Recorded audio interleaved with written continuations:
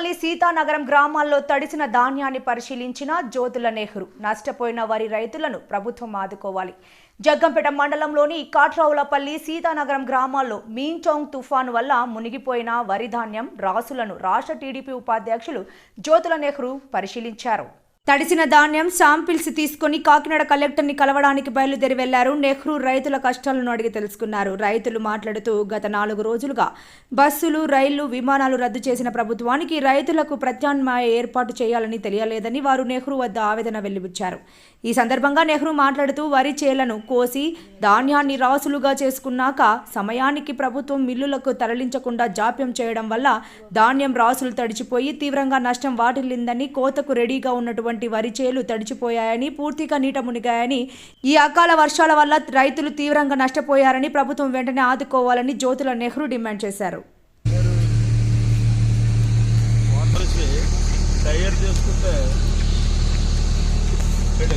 రైతు నష్టపోవడం అక్కడ మనకి పంట ఉపయోగపడుతుంది.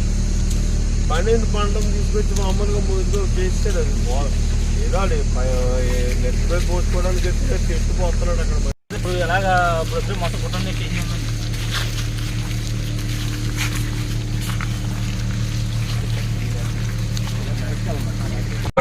వెళ్ళిన ఏమంటే ట్రాక్టర్ అదే ట్రాక్టర్ చేయాలని వేరే ట్రాక్టర్ చేయడానికి లేదు.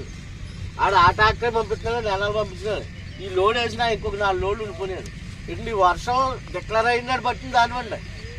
అప్పటి నుంచి ఇప్పుడు ఒక లోడ్ కూడా వెళ్ళదండి. అదే లారీ అయితే 2 లారీలతో పోతాయండి ఆ ధాన్యం. 10 ట్రాక్టర్లు ఎవరికి వచ్చిందండి. 10 ట్రాక్టర్లు ఇప్పుడు అక్కడ ధాన్యం అలా నీటిలో పడి వస్తున్నాయి. నమోదు చేస్తే నేను వెళ్తలేదండి. ఆ ట్రాక్టర్లు ఏమో పట్నం రద్దు చేయించాలి, అందులో చేయించాలి, ఇందులో చేయించాలి. అదే లారీ చేయించుంటే ఇవాళ మేము కంపల్సరీగా లారీ అయితే ఈ రైతులు ఎవరు లేకుండా ఒక రోజు 4 ట్రాక్టర్.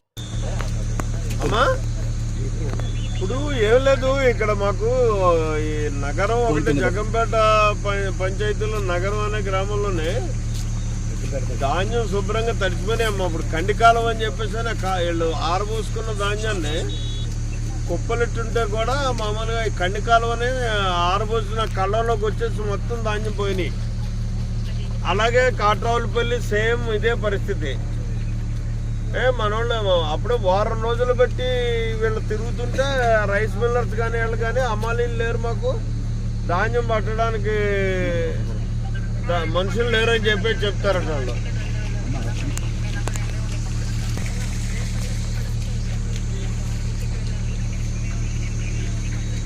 ఆఫీసర్ని పంపుకుంది ఇమీడియట్గా పోనీ. ఇప్పుడు ఎలా ఉంటే అలాగే ఎత్తేసి పంపడం మంచిదా? వీటిని తీసుకునేలాగా ఏర్పాటు చేయించాలమ్మా. ఏమంటే ఇప్పుడు ఆరిన ధాన్యం తడిచిపోయినాయి.